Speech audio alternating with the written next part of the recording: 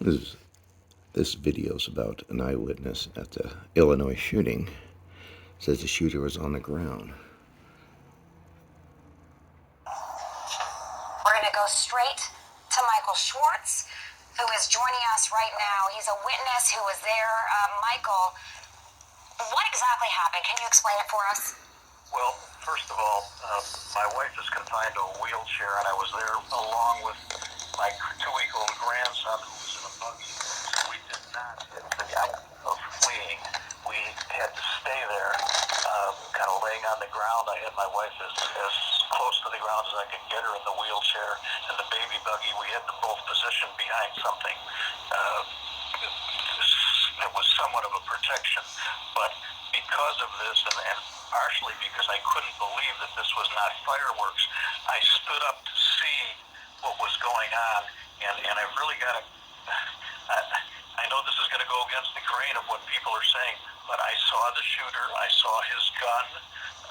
In between the rounds, I stood up because he was reloading, and I thought it was safe, and I saw him.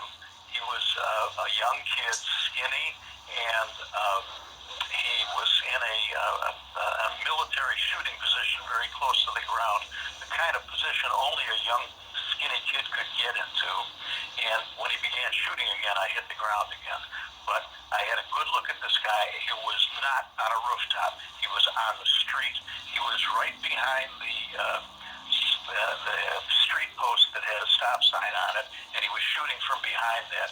This information about being on a rooftop, just because there was an access to the rooftop, doesn't mean he was there. I mean, I saw this kid, and by the way, I saw when he got up and ran, when the gunfire stopped, I looked, and he got up and ran, and I saw him run north on 2nd Street, and at that point I knew we were safe, and I was able to get my wife and our grandchild out of there safely. But in doing so, we had to go around a dead woman who was shot, and ahead of her were probably 6 or 7 people who were down on the ground.